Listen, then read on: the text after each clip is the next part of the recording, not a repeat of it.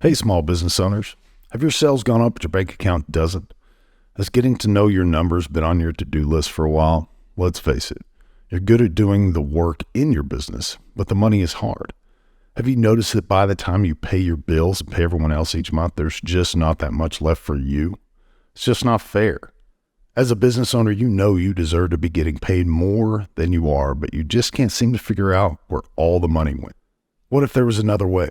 What if there was a way to tell your money where to go instead of wondering where it went? What if you had money in your bank accounts at the end of the month to show for all your hard work? Well, this is the sign you've been looking for, that you're not alone and help is just a call away. The team at Likes Accounting prides themselves on being financial translators that can help you find smarter ways to make money, save money, and finally start paying yourself a salary that you deserve. Working with Likes Accounting not only helps you know your numbers, but they're cheerleaders helping you build a more profitable lifestyle business. The team at Likes Accounting are just a bunch of numbers nerds. They're all self-employed experts with experience in your industry. Megan, the owner, is not only fun, easy to understand, and crazy smart, she's even a CPA. Tech to CEO listeners get a free review of their QuickBooks online when they mention this podcast and visit likesaccounting.com. Again, get a free review of your financial data when you visit likesaccounting.com and the Tech to CEO podcast. Hey guys, welcome to Technician to CEO. I'm your host, Wesley Bloome, and today I'm joined by a fellow namesake, Wesley Bloome. Man, this guy has done some incredible things in a short period of time. He's a 28-year-old CEO of WiseGuys Pro-Wash in Atlanta. He started out of his freshman dorm to pay his tuition while playing football and tennis at Maryville College. After graduating in 2017, Bloome has grown the company into one of the largest and highest rated exterior cleaning companies in Atlanta, with nearly 30 employees, 12 vehicles, and doing over 7 figures in business.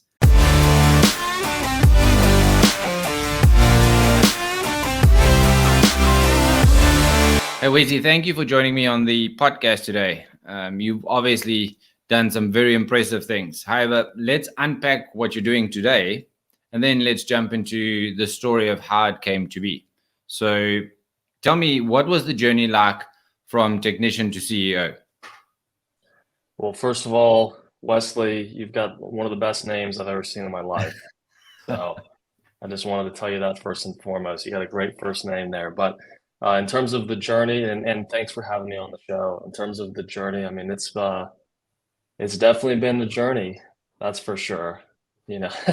Wasn't as smooth as those might see. So I got started when I was in college. So I was that would have been in 2014, and I started off part-time for the first couple of years, and then I decided that I wanted to see what I could do with this whole pressure washing thing.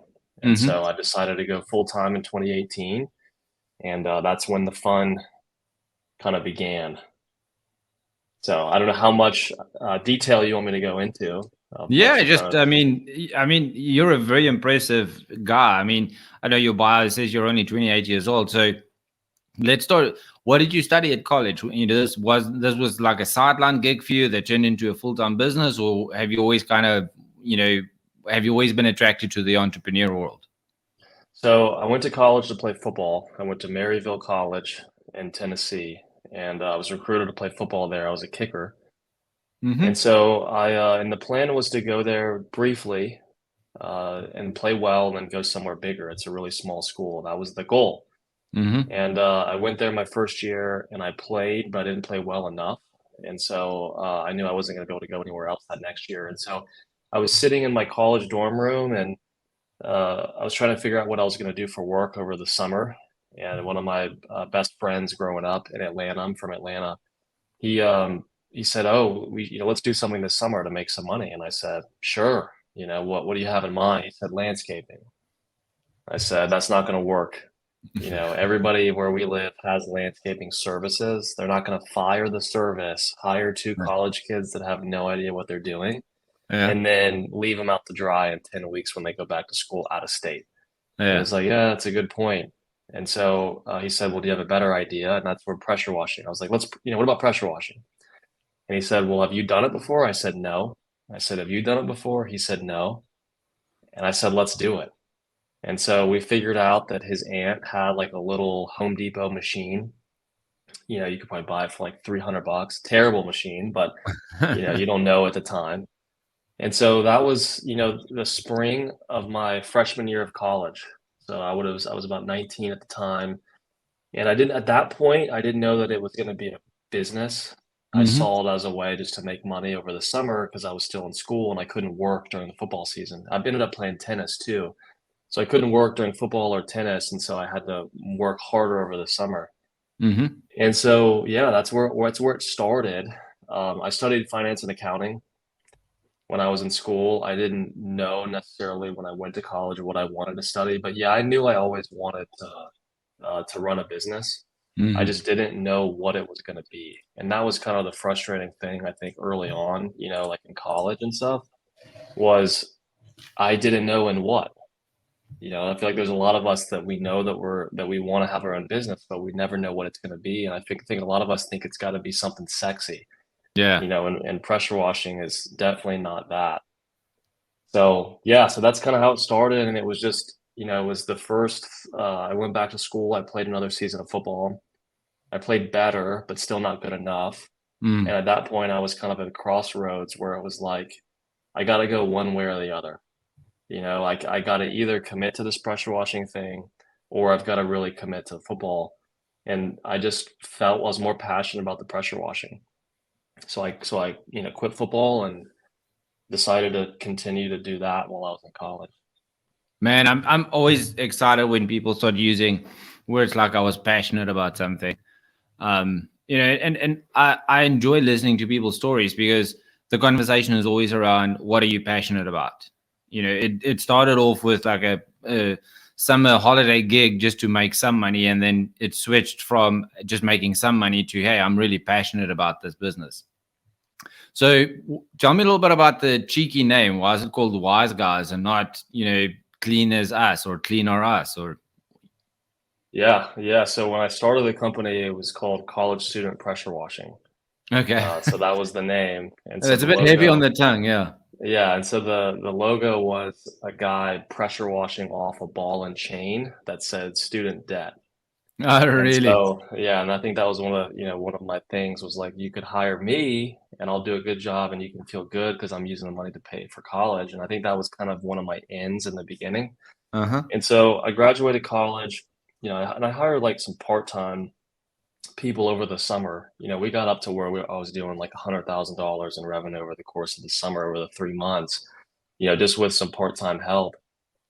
And so I graduated and I wanted to redesign my clip art logo that I had to get a more like professional logo. And the designer, which was Ryan Kettering with Prolific Brand Design, basically told me like, you need to change the name of your company. And at first and we had a relationship. It wasn't like I talked to him for the first time and he told me that. And I didn't understand why. I was like, why? And he was like, well, if somebody asks who they hire to pressure wash, they're going to say college students, like that's not a brand. Like that's not.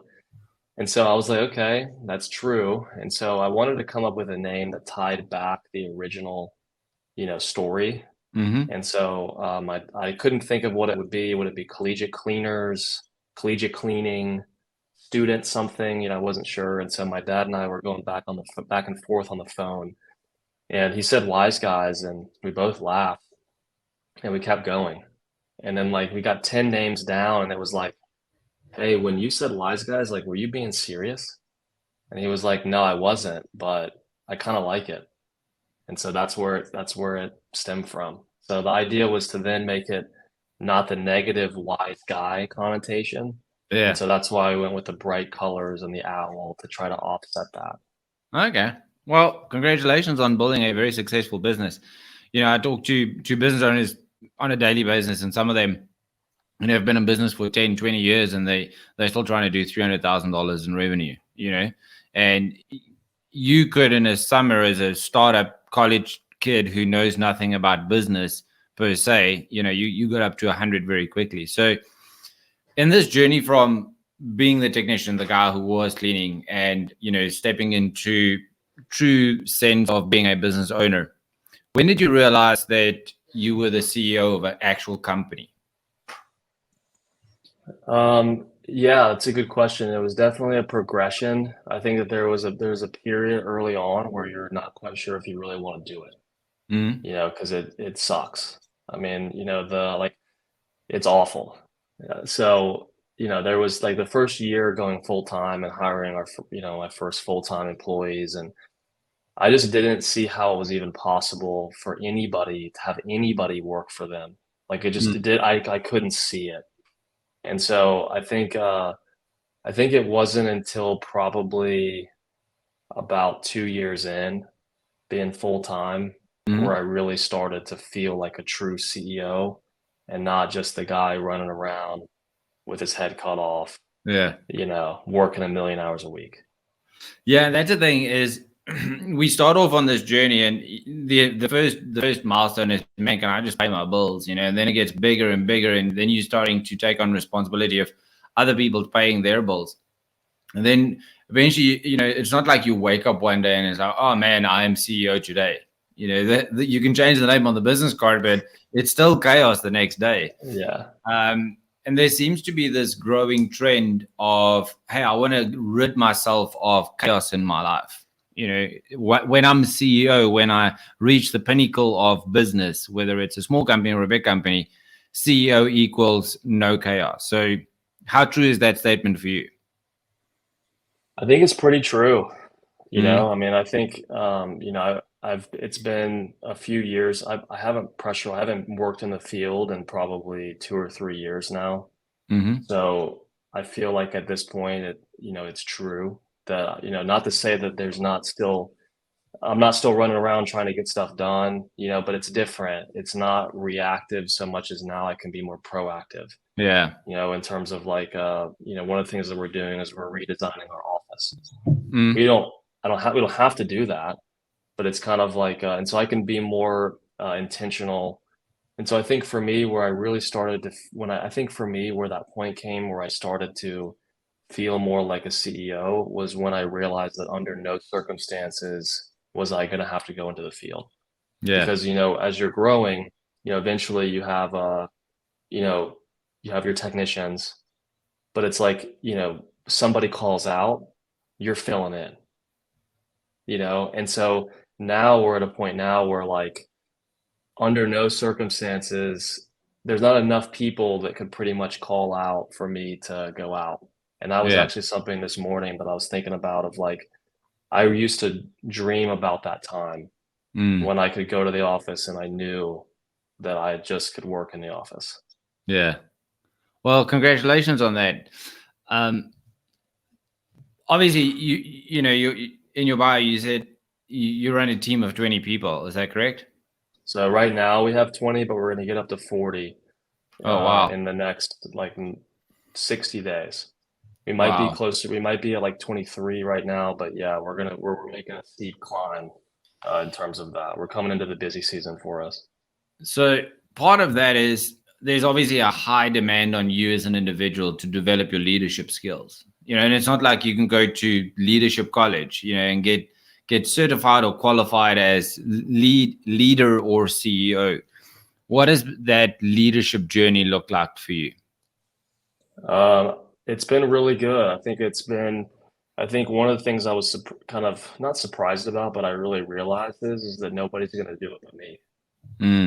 It's kind of like just because you're the CEO of a company or a business owner doesn't mean that you're entitled to something that other people aren't. So I still read books read a lot of books. I think I've read 20 books so far this year. I track it. And so that's one of my goals is I want to read 80 books this year. And so I'm in line with that pace. And and so yeah, I think really what it comes down to is when for me, I saw that shift when I started really looking at it as I need to invest in myself. And whether it's podcasts like this, whether it's reading books, whether it's going to events, it's kind of like as soon as I was no longer afraid to invest in myself, I think that's really where the journey really began. And I hired my first coaches, and it kind of, at first it's kind of scary. The first coaching program that I was a part of, that was like $9,000 a year, and I made the commitment back when we were doing like $200,000 a year, and so it was like terrifying. Yeah. And it's like, now, like I hired a coach a couple weeks ago, and it's $40,000 a year. And it's just part of it. And so I don't know if that fully answers your question or not, but I love to learn. Yeah, and I I don't think it ever stops. And that's the thing, is a lot of people think education is one of those things that you can finish in life. And when you get into that point where you think, man, I know enough now, that's where you as a leader plateau. So talk to me a little bit about bringing people on. When you obviously have strong people in your team, strong leaders in your team, you obviously do invest a lot within yourself, which makes the statement, you work on yourself, you work on others by working on yourself. How are you investing, maybe not financially, but how are you investing into developing the people in your company as leaders? A couple things. I think it's kind of figuring out, looking at what have I done to kind of, I think it all start. I think if everybody looks at themselves and kind of like, how can I be the best version of myself? I think that's like where you have to start, and then because if you can't lead yourself, you can't lead somebody else. It's just the nature of it. And so that's where we start, is that not necessarily like when we first hire technicians, but through a couple different positions, they become, once they get to lead technicians, they're required to go through a leadership course that we basically put on ourselves, where we are required to read the same books and talk about them, personal development books, leadership books, those sorts of things. So that's one of the things. We go to different events. So I'll bring my team with me to different events, so they can kind of see for themselves, what are some of the things that we can do. And honestly, a lot of the reasons why I take people to different events is because I want them to see kind of how great we are. It's kind of like, we're when you're in it, you don't realize necessarily, the opportunity that we have here. And lots of companies have great opportunity, but it's hard, I think, for the team to really see that when all they know is this. They think that every other company is like yours, and it's like, not everyone is. There's some that are better and some that are worse. And so that's part of it, I think. And just, I think showing that you care matters a lot when it comes to that, of, and trying to figure out, kind of, everybody has different parts of their lives that they're struggling with, whether it's health, like working out, eating right, sleeping consistently. And so I like to kind of start at some of those fundamental basics, and then kind of work up from there. It's like, if you're not taking care of your health, you're going to have a hard time managing other people. Yeah. And I mean, yeah, you say it so beautifully, is that you actually spend time developing that individual. And it's not, hey, I'm just going to give you a bunch of stuff to do. It's not, hey, I have now done this, you also need to do this. Is you kind of meet them where they are. And I think the beauty of what you're doing is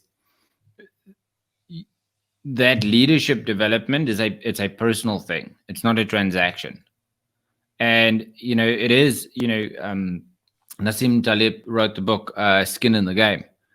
And we all have skin in the game, but we can't get disillusioned by the title or, this persona that we've built for ourselves in the future. And then we're just trying to live that out. I'm growing to that. I'm not portraying something that I'm not. And I think that authentic vulnerability.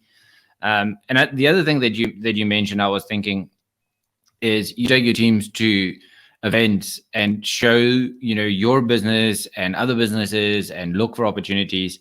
That's a perspective, is helping them align their perspective to say, you know what, I'm not saying you shouldn't leave me because another guy is maybe not as good, but you know what, you are part of this success that we're getting to experience. And when you step into a leadership role, a CEO or a company owner that's truly a CEO, not an owner operator, is you go into the people business.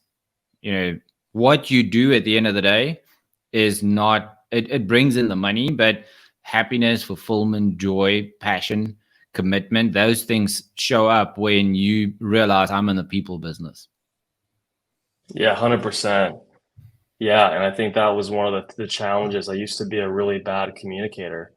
I didn't know, but that's what my coaches would tell me. Yeah. And they would say that you need to have communication stamina. You can't just tell somebody one time to do something and expect that they're going to know how to do it or remember, and things like that. And so it's crazy how, 3 years ago, that was my issue was the communication component. And now people are telling me that it's one of my strengths. And it's funny to hear that because it's like, you still feel like it's not, it's still like, you're used to hearing the other. Are you sure? You're just saying that, are you sure? So yeah, you're right. It's all people business. That's all it comes down to. And I think a lot of people miss that is that there's a lot of people that are better at pressure washing than I am and know way more than I do. Just like in business, they know a lot more about business than I do too. But I think what it comes down to is your ability to be able to paint the vision for your team of what you're building, where you're heading, why, why are you doing it that way? And that's where those events come into play is they see these other ways of doing things, and you could kind of come to an agreement of like, we could do it that way. But, do you see now why we do it this way? And so you're kind of getting people a little bit more bought in that way. So yeah, it's crazy. It was hard for me to realize that I don't have to just have a lot of output to think that it was a productive day. Yeah. Now I can have a couple meetings where I don't actually get anything done per se, from like an output standpoint, but at the same time, it could have a big impact and, on driving that individual, to work harder and smarter. So it's crazy how different it changes to be literally that. You are just responsible for people, motivating them, encouraging them, loving them, and holding them accountable, which, is not the most fun thing in the world. Yeah, and it's hard, when people hear the word, oh, you're motivating them, they think you're walking around and patting them on the back and say, oh, great job for showing up to work today. And I think that, there's a deeper level to that.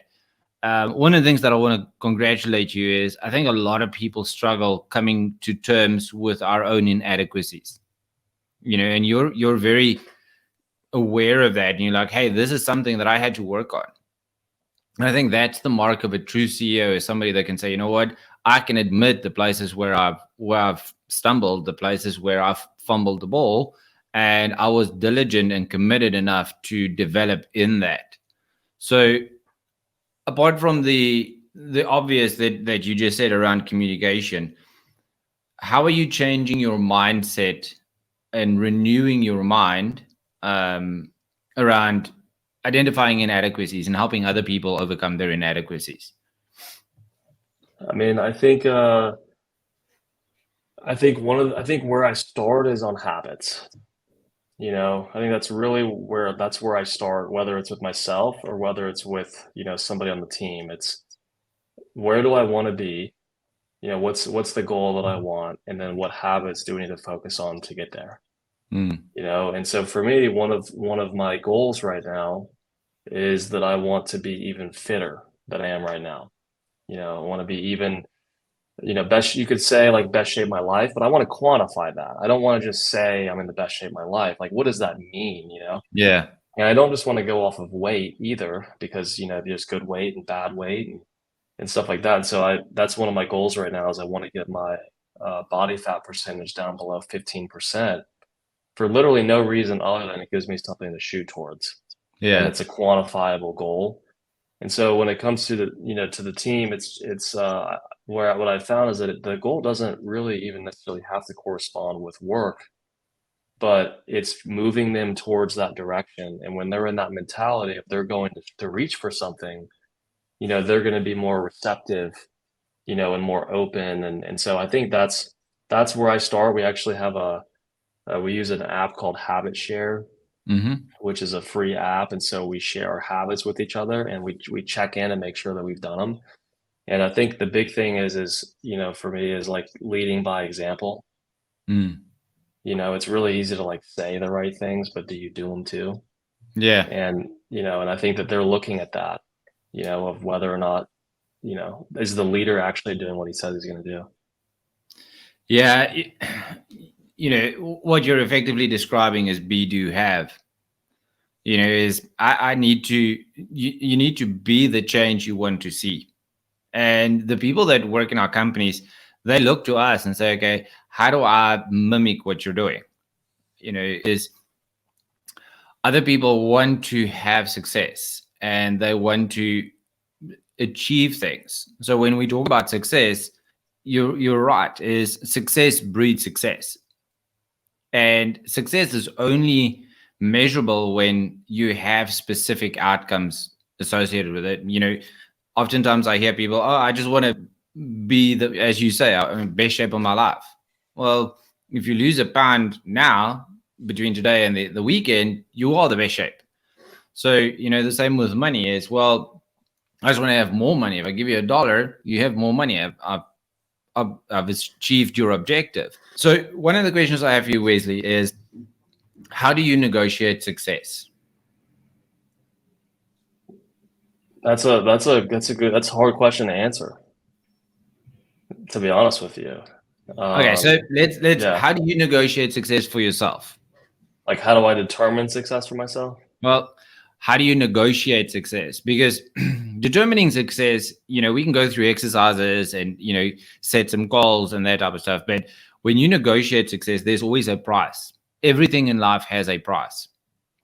And I think a lot of people say, well, I'm just going to start a company and I'm going to have, a 7-figure business. But you're negotiating something for that. There's time, there's effort, there's money. And in your instance, you've negotiated, I need to work on myself to get there. So on a more macro scale, how do you negotiate success looking at the future? I mean, I think that, for me, it's really a matter of, am I getting better? That's kind of one of the ways that I look at it is I focus on, I just want to get better at everything. And I think that like literally every single thing, I want to be better on interviews. I want to be able to answer questions more articulately, faster, all those things. And so for me, that's one of the things. And in terms of like, what am I willing to give up, to trade for that? Is that kind of what you're talking about? Yeah. I mean, for me, one of the big things is, I pretty much gave up my early and mid 20s, my 20, 21, 22, 23, 24, 25, all those years, and didn't really have a whole lot of like traditional fun. And so for me, that I gave that up. And I think that, obviously there's like there's the financial components to it as well, but I think really there's the opportunity cost, that comes with that. And so for me, it was a matter of, I want to, I'm not married. I don't have any kids.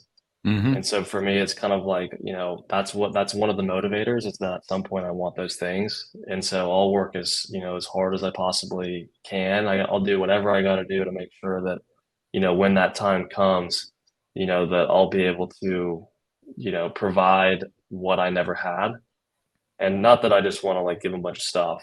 That's not what I mean. It's more of like the dynamic, like the family dynamic. And so, yeah, I don't know if that answers your question, but yeah. And often when I ask that question, people say, well, it's not about the money. And that's right. It's 100%. It's not about money. If money is the only motivator, it's a very empty life. But I think some people try and downplay or discount the money aspect of it, because yes, money doesn't buy happiness, but being poor buys you jack shit. So you have to understand there is this healthy relationship that you need to have with money. And are you creating wealth outside of your business? Is your business effectively the persona which you've adopted? And all of these are unintended consequences. Sometimes we find ourselves in a position where we get alienated from our passion. So what got you here, which is, man, I just need to build a team, is not what's going to get your business to 10 million in the next 5 years. So, and I think a lot of people, they replay the same reel over and over, and they think, man, if I just replay this movie, the ending's going to change. And it's like, no, it's the same reel. You've got to change the reel. Yeah, and I think for me, I think it's a standpoint of like, we're at a size right now where I could live a pretty nice life. I could not work a whole lot, and I could, probably take home $500,000 in personal income if I wanted. And and the company would grow and do all the things that it needed to do. And so for me, that I feel like that's not the driver anymore. Now the driver is kind of like, how many other millionaires can I build in the team? It's kind of like, I'm already there. That's great. That's cool. Barring something dramatically unfortunate happening, there's a good chance here that, I'm going to have an exit of, an 8-figure exit at some point. And so it's kind of like, so now that the motivator shifts to how many other people can I bring up with me and kind of elevate them and help them accomplish things that they never thought they could accomplish. And then the other part too is I'm really motivated in what I can give.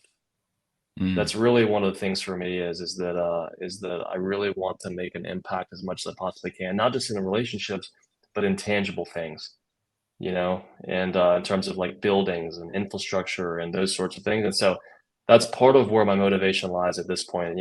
Early on, the motivation is you don't want to be in the field anymore. At least for me, I'll be honest, I didn't really like being in the field at all, and that's part of why, I haven't done it in a few years. And it wasn't that I didn't enjoy the work.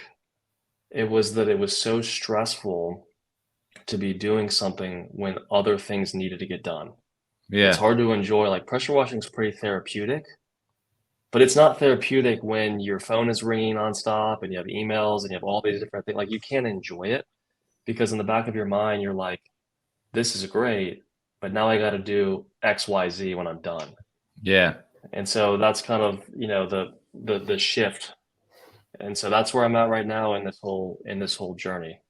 So why is it, just on a more personal level, why is it important for you to switch the goal to giving as opposed to, and again, we all get to this level of contentment in our life. Enough is only enough when you can say, I have enough. Then you can go into more than enough mindset. What drives the passion for you to say, I want to bring up other people? I think part of it is because, I feel very fortunate to have kind of come to the realizations that I've had. I feel like I was very fortunate to have been the age that I was when I got started and to have been surrounded by, great mentors and people supporting me and all that sort of stuff. And so I think it's, part of it is kind of like as a way to give back, kind of give thanks to that. And I think the beautiful part about it is that when you invest in others around you, it naturally lifts you up higher than you were before. Yeah. And so it's not necessarily that it no longer benefits me individually. It still does, but it's kind of like, instead of it being a situation of like, let me just focus on doing what I need to do for myself, just that one shift of like, well, how can I just help others around me get what they want too? Because literally every single thing that they do to help themselves helps the company, which elevates you as a CEO. Yeah. And so when I started thinking about it that way, it kind of changes the whole dynamic of like, if I could have 15 millionaires on my team, naturally, that's going to make me even more financially successful. So yeah, the financial motivator is definitely there, but I think that there's that a lot of people, that's the only thing. Yeah, and I think unfortunately a lot of people live in that echo chamber of, just more money, and they constantly find themselves in this unfulfilled state. Um, you know, I'm a big Peter Jordan fan, and I study a lot of his work and his public work that he puts out there. One of the things that he said is the way that we pay for the privilege that we have, the privilege of being a CEO. I don't care how hard you work to be there, you are there today. So it's the privilege to make 15 other millionaires. It is the privilege to influence the community. It is the privilege to give back. I think the way that we pay for that privilege is with our virtue. Is the things that inherently are important to us. And I think along the way, some people lose that sense of virtue because they kind of adopt someone else's role or somebody else's story or somebody else's vision for their life. A lot of people, they repeat the same year in their life over and over. And, I'm not talking about the cliche New Year's resolutions. I'm talking about actually moving their life forward. Is they say, hey, I've been in business for 20 years. Or, I've been doing this thing for 20 years. And it's always at startup mode. It's always at, as we said earlier, they're playing the same reel. And they say, I've done life for 20 years. And it's like, no, you've lived the same year 20 times. Yeah. And there's a big difference between those two. And there has to be this internal value system that calls us to higher, to something higher, to being better, to give more, to do more. And I think a lot of people struggle to break through that ceiling, and I'm there's a slang word called lank, means much. I'm super impressed. Lank impressed is your ability at your age to have learned things that other people, it'll take them a lifetime to learn. So I'm super excited to, continue watching your journey and where it is that you're taking Wise Guys. How important is it for you to have a peer-to-peer network in this lonely CEO world where all the issues are your issues to solve? I think I can't imagine another way. I think that you have to have that. I think that you'll find early on that you can't talk to, it's completely different. It's kind of like you can't talk to the friends that you had before you started the company. They can still be your friends, but it's completely different because you have to think way different than they do to do this, to be how scary is it to have hundreds of thousands of dollars of your money invested in something with zero guarantee that it's going to work? Yeah. It's like and so you're kind of a psycho.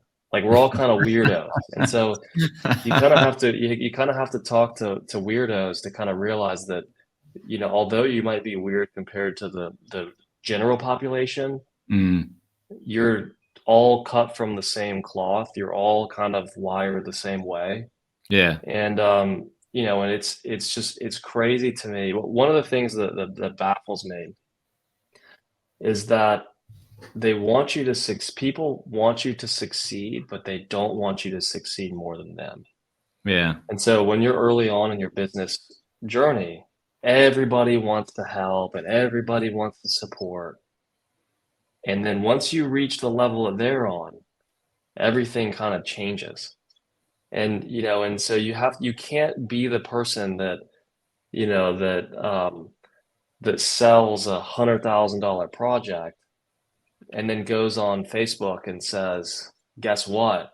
I sold $100,000 project, like celebrate with me. Yeah. Because they won't, they don't get it. And they're going to be like, this guy's an a-hole. He's just trying to flex on everybody. And it's like, no, he just legitimately is excited about. And so the funny thing to me, Wesley, is that I don't know if you have any realtor friends, but like real estate agents, like that's like the only profession where they can basically tell you how much money they make and nobody even questions it. It's kind of like just sold this $1.5 million listing, just sold this $1 million listing. And it's almost like, but people don't catch it. But if I said I just sold, $1 million in revenue, be the end of the world, for the non-CEO. So yeah, I think it's very important to have, friends at the level that you're on, as well as the level above, and also a level below, to kind of help those, because there was a lot of people that reached down to help me early on that didn't have to do it. I can't tell you how many couches I slept on of people that I didn't really even know, who, let me into their homes and showed me their businesses. And I'll be forever grateful to those people. And yeah. Yeah, and I think that's the beauty of a high-minded CEO. A owner-operator has the scarcity mindset, and you were talking about it earlier, is you can't celebrate with people that have a scarcity mindset, because I will only help you until we both float at the same level. But how dare you be more successful than I am? And I think that's why it's so important to surround yourself with a peer-to-peer environment or network or mastermind, whatever it is, where other people can, one, celebrate your uniqueness, but also celebrate the successes in an authentic way. I did a podcast recording with another owner earlier. CEOs tend to think, or people tend to think, that I have nobody to go to. Nobody's going to give me their trade secrets. Nobody's going to tell me what they do. And the funny thing is, if you just asked, people will tell you. Yeah. I'm in conversations with business owners every single day. I'm not in the same profession, so maybe it's a little bit skewed. But if I said to them, "Hey, what's the secret sauce?" They're like, "Bo bo bo bo bo," and I'm like, "Really? You know that other people are going to listen to this?"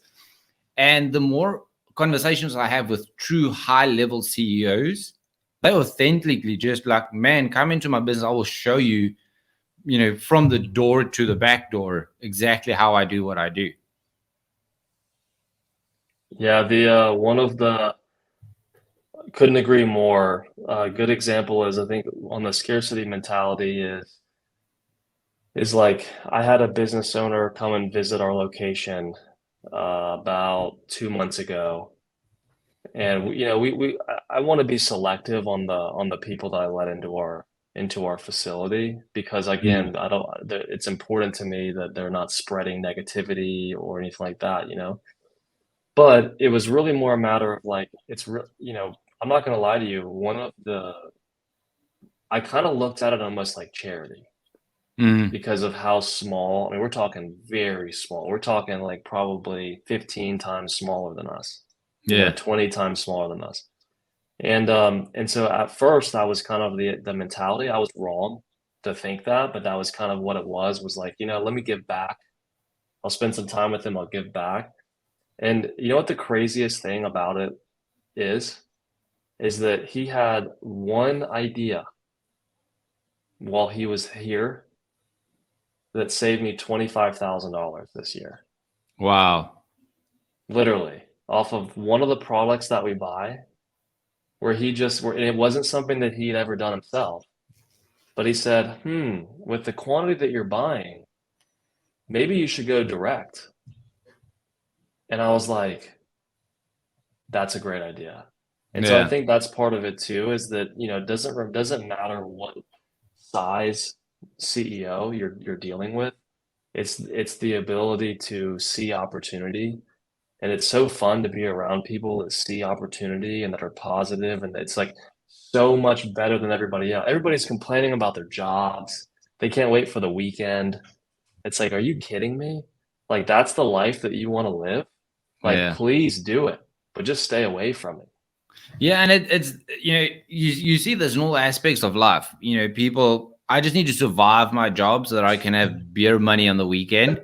And fast forward 65 years, and it's like, man, I just have to survive my career so that I can go on pension.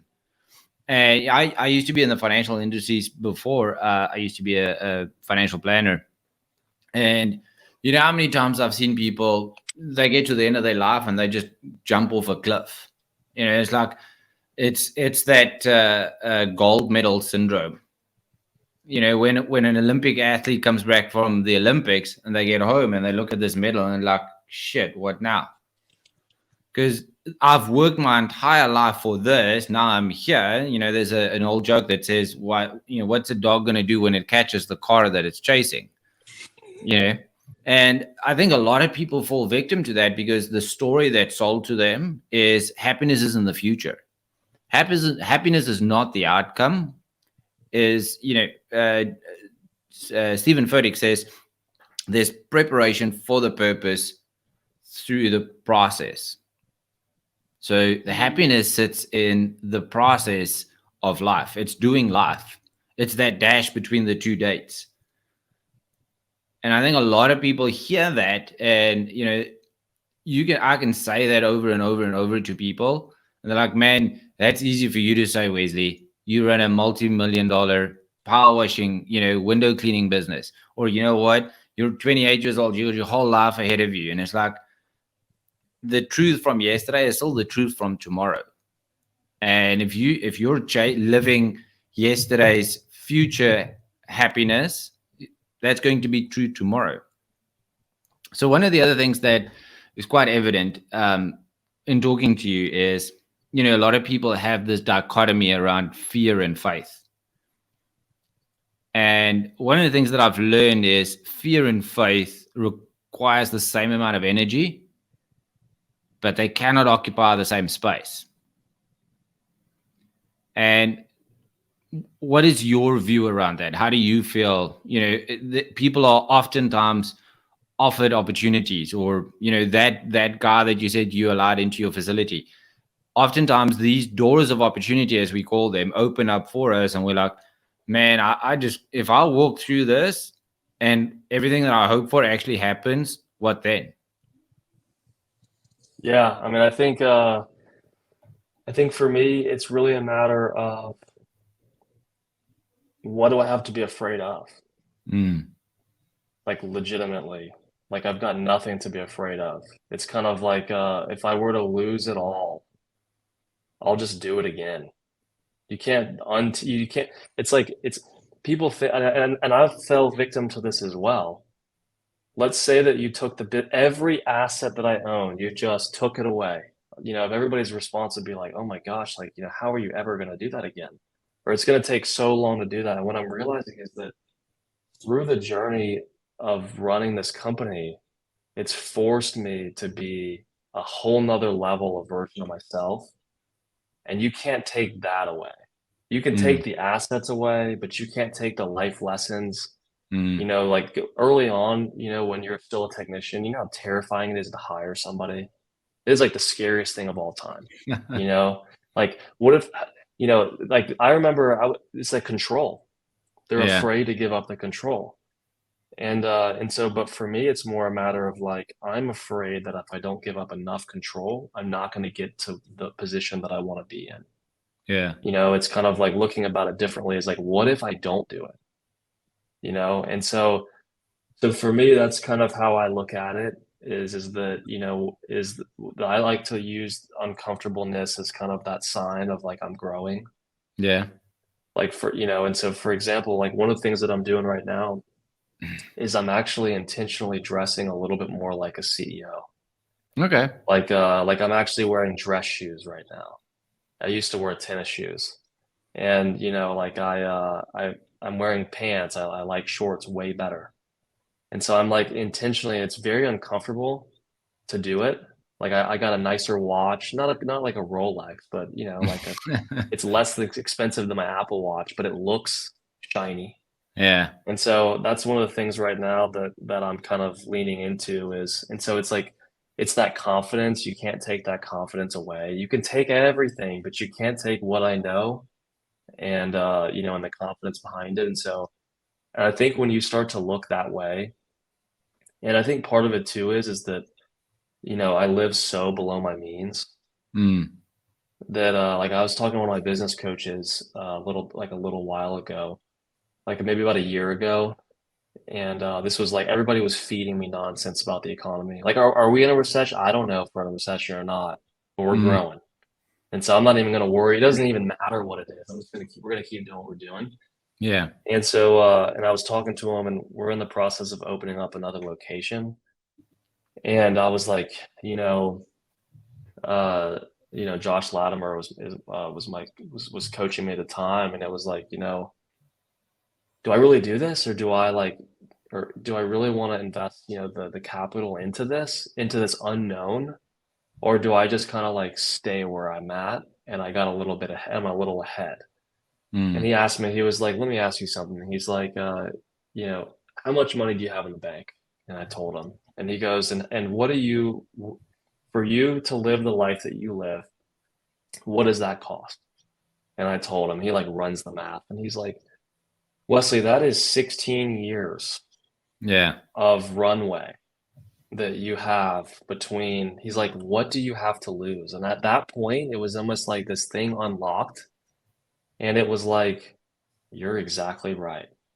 And so from that moment on, for the last like 12 months or 6 months, it's kind of like it's this paradigm shift of, what good does it do for me to have had this awakening early on in my career if I don't use it? What a waste. Yeah. If I just stay the same size that we've been, that's doing a disservice to others that wish that they had the same. Yeah, it's kind of like, what's the beauty of having an opportunity if you don't take it? Yeah.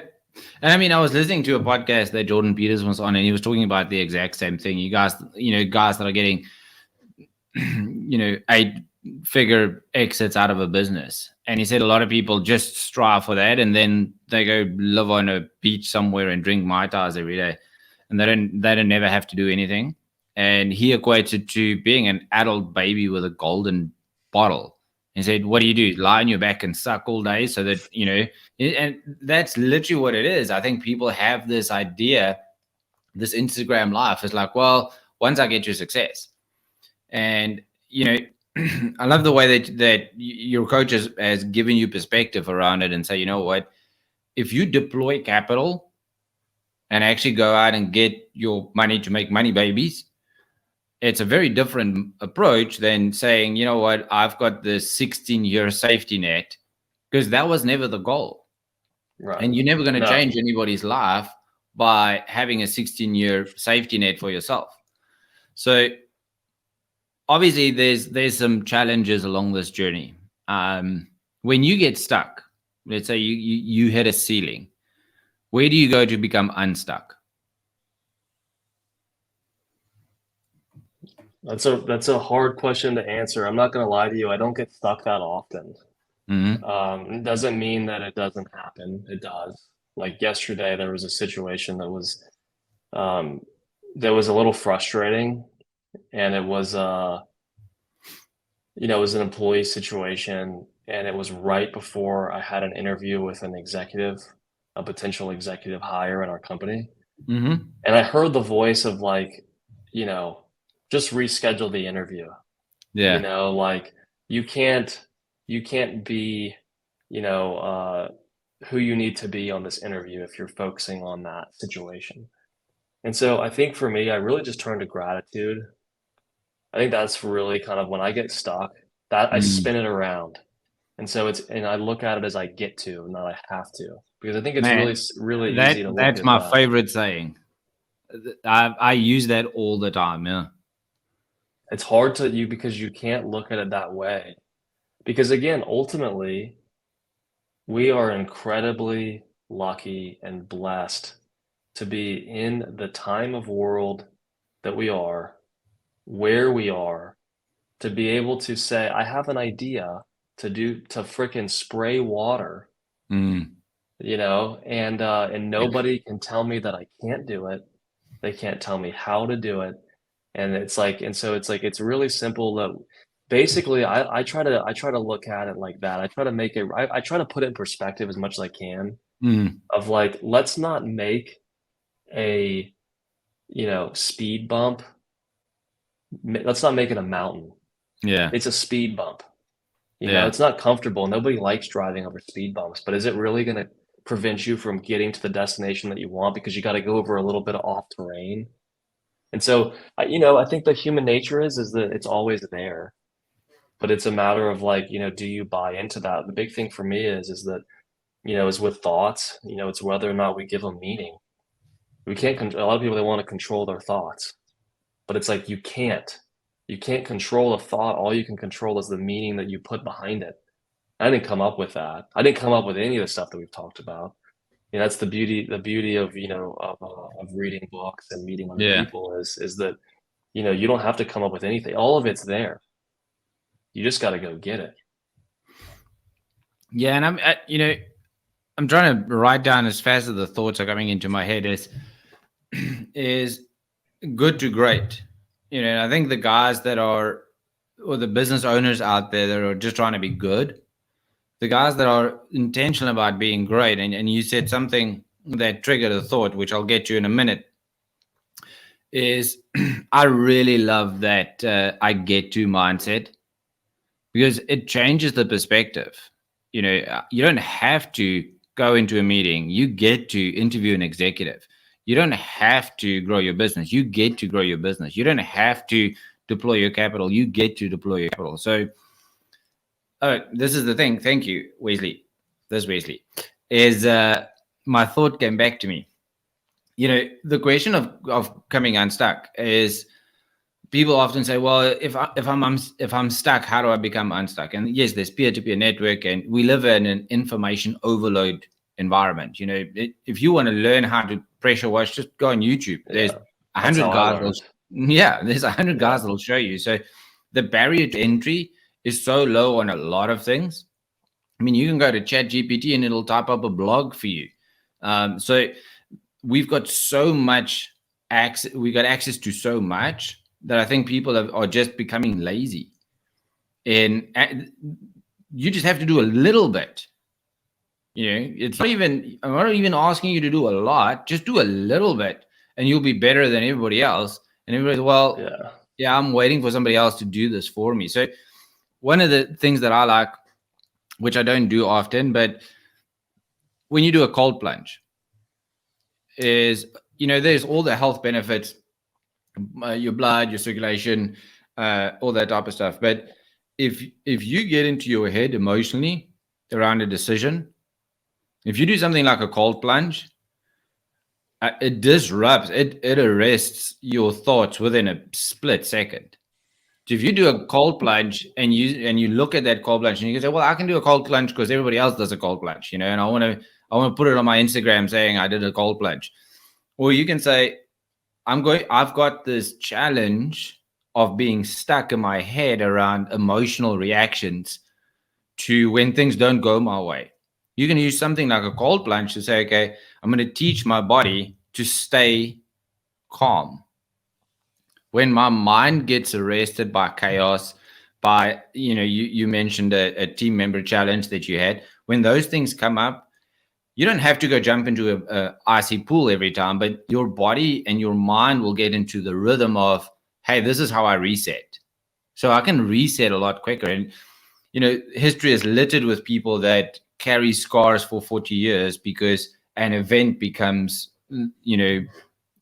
the determining factor of success for the rest of their life. Talk to me a little bit about what's been your biggest success to date. That's a good question. I don't think I've ever thought about that even, to be honest with you. Like, never. Like, I don't even like, and I'm sure a psychologist would tell me that's bad. That I should be like celebrating the wins along the way. Yeah. Like you're supposed to do that. But for me, it's really more a matter of like, I'm not going to lie to you. I expect to win. I don't hope to win. And so when I do win, I almost don't even recognize it because it's like I saw it all along. It was kind of like, this is, I knew, I was in my college dorm room my senior year of college, and I was the one that was telling everybody about how it was going to be $1 million company. This is back when it was just me in a trailer. Yeah. And then, we got to $1 million, and you had a big parade that day, and like everybody, yeah. No, I actually didn't even realize that I hit a million until like 2 weeks later. Like I didn't even Yeah. realize it. So, one of the things I guess if we want to get super if we want to if you're gonna force me to pick something, Yes. I think that I think for me, one of the things that I'm most proud of is that so my dad and I have a good relationship. My mom passed away a few years ago, and so I had to naturally, kind of force me to have to become closer to my dad. Not that we weren't close before, but when you get down to one parent, you kind of like, okay, that's a wake up call when you lose a parent that you have to Mm. kind of intentionally lean more to the other one. And so, my dad's been very, very helpful the whole time. Again, this goes back to like why I'm so grateful is because like he never once said it was a bad idea to pressure wash. Never. And Mm. he could have said that early on and it would have just killed my dreams. He didn't. Never did. Even when things got harder, he never ever said that. He was always encouraging. And so, I never really and my dad never helped financially in terms of with the company, but he was always willing to give his time. He was Mm. always willing to let me talk to him. He was always willing to help me fix equipment and build equipment and and stuff like that. And so I wanted to do something for him. And so this past December, so literally a few months ago, I bought him a car. Mm. I bought him a RAV4, nothing crazy, but he was driving a like a 2002 Corolla that had 250,000 miles. It was like it worked, but it wasn't. There's not a lot of room there, Mm. for this and stuff. And so that was really kind of exciting for me was to be able to write a check for the car, him not know about it, and to surprise him with it. And he obviously uses it every day. And he isn't in a position where he would have been able to do that for himself. Mm. And so, I guess if you had to make me pick something, that would be the thing. Yeah. Firstly, sorry to hear about the passing of your mom. I know that it's never easy. And I say this every time I speak to a CEO. Whenever I ask a question around the greatest achievement, the greatest success, everybody always gives me a personal thing. This is a business conversation, and I'm talking to business owners, yet their greatest achievement and reward sits outside of the business. It's, so for some people, it's their spouse. How many people tell me, oh, it's my wife, it's my kids, it's, getting to spend time with them. And I'm always motivated speaking to people where I can see them having this value system or this ability to extract themselves out of the identity of their business, being who they are, and say, I have something that is more important to me than this thing that I'm doing. Flip the script. What has been the biggest blunder in your journey to CEO? Man, there's a lot.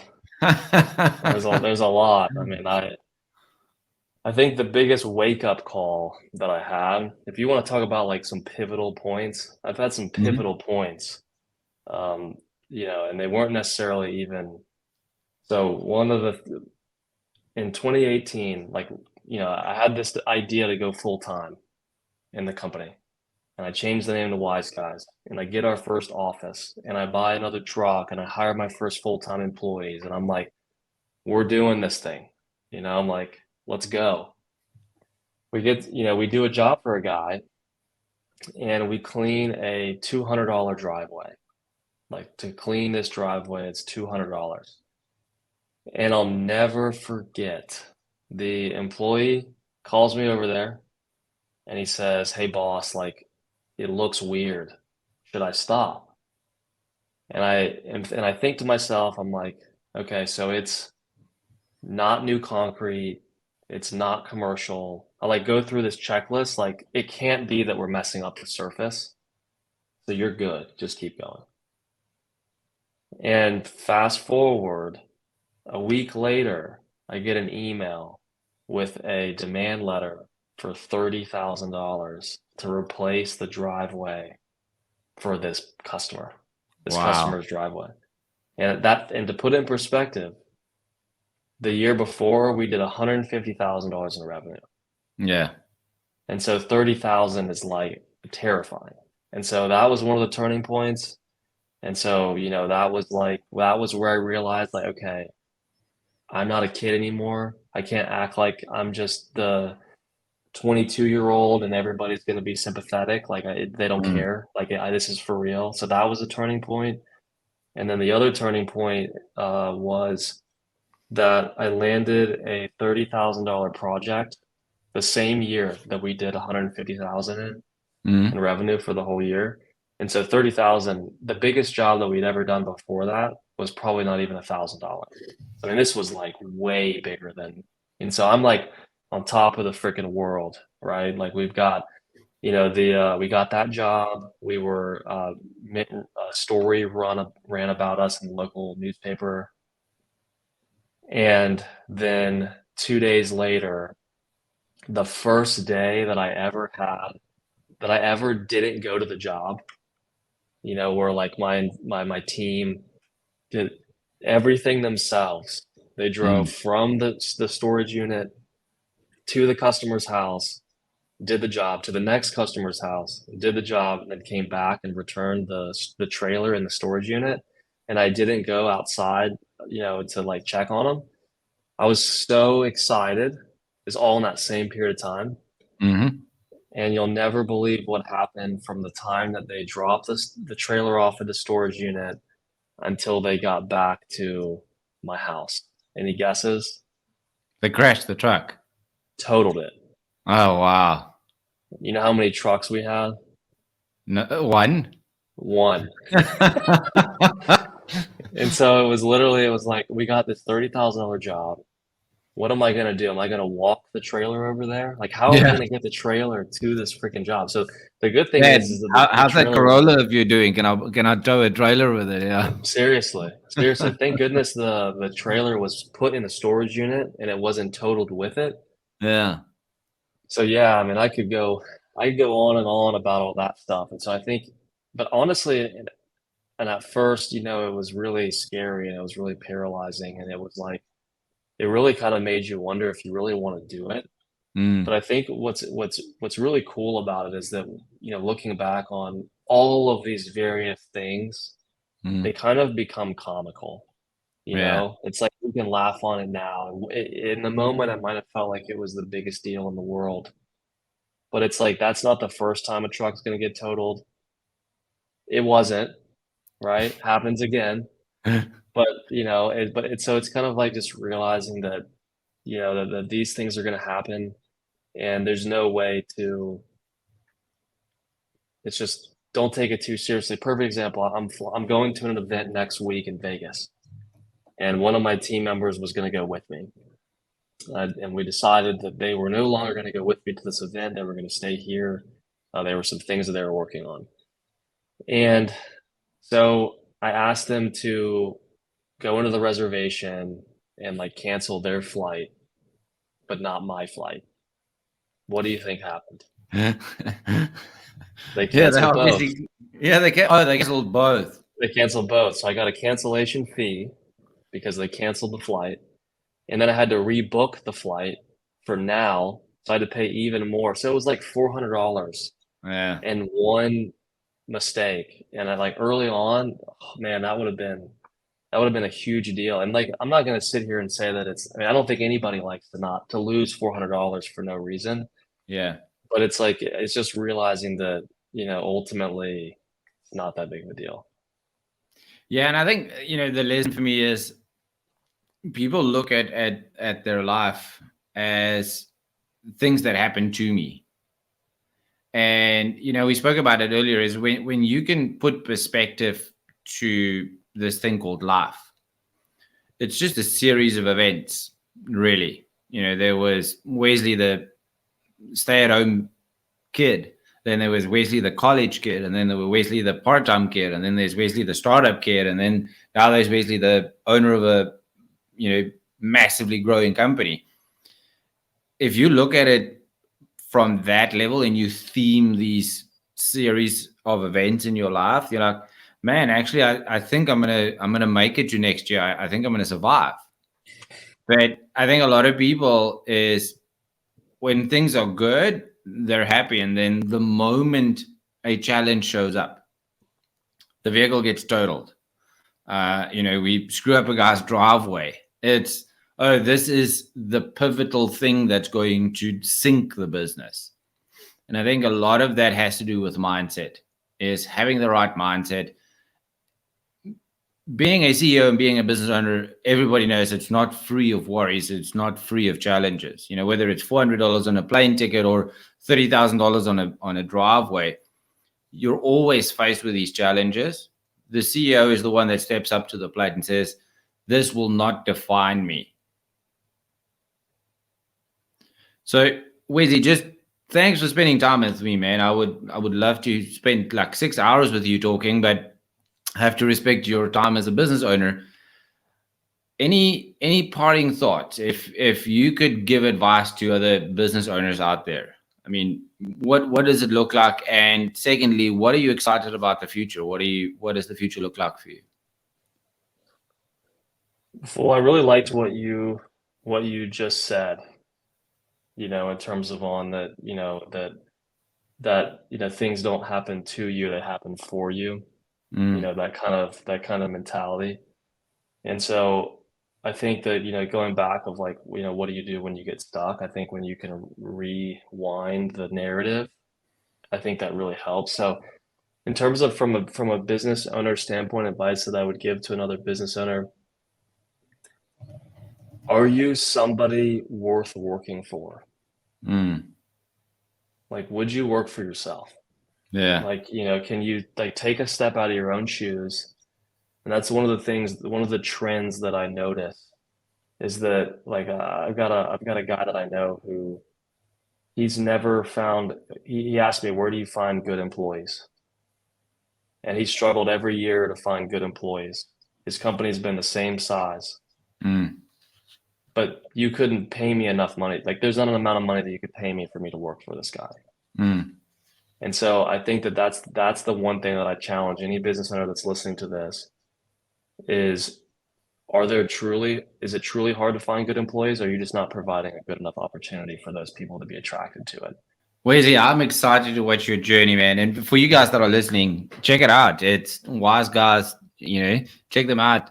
Wesley, if people want to watch this journey and see the skyscraper grow, where can they get hold of you? It's, what's the best place to get hold of you if somebody says, hey, something that you said really resonated with me, you might have just changed my life? Yeah, anybody's welcome to reach out to me.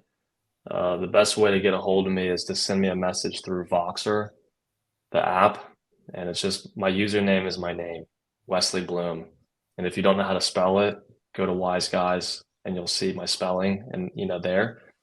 And feel free to send me a message there, and happy to help however I can. I don't really, I don't have anything sexier than that, to be honest with you. I don't have like I don't have a podcast or, a YouTube channel or anything like that. I'm really focusing right now on the team, and a lot of people have expressed interest in, in hiring me to coach them, but I'm just not interested in all that right now. Yeah. We've got, jobs not done. We got some work to do. But like I said, anybody that wants to reach out, love to connect, happy to help. And, there's nobody that wants you to succeed more than me. I'll tell you that. Yeah. Thanks, Wesley. Thanks for having such a servant heart. It's always refreshing to see people willing to give of themselves, and not from a transactional point of view, but truly from an authentic point of view. I'm encouraged to, apart from the fact you have a beautiful name, I'm encouraged to speak to people like you that just remind me on a daily basis that we're in this thing called life to make the world around us a better place. And then, one of my favorite sayings, it's a very stoic saying, but it's something that I do spend a lot of time on thinking, is the meaning of life is to give life meaning. And it sounds, oh, it's a very psychological, philosophical thing to say. But if you truly meditate on that, and you look at your life through that lens, then it's not about the next car or the next truck or the next business. It's, can I make a difference in the person that's within arm's reach of me, whether that is my spouse, my children, my leadership team, my parents, whoever is within an arm's reach of me. I think that for me is the beauty, and I constantly remind myself to go back and reassess my life through that lens. Is, am I giving meaning to this life, or am I just trying to absorb as much as I can from a hoarder's mindset and say, me, myself, and I need to build this empire? So thank you, Wesley. Thank you for spending time. It's humbling to spend time with you. I'm super excited to watch your journey. If you guys want to check him out, it's wiseguys.com, correct? Well, yeah, WiseGuys Pro-Wash is the company. Okay. And before anybody gets any ideas on how to pronounce my last name, it's Bloome.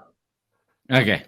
So it's Wesley Bloome at wiseguyspro-washing.com. We'll have the link in the podcast as well.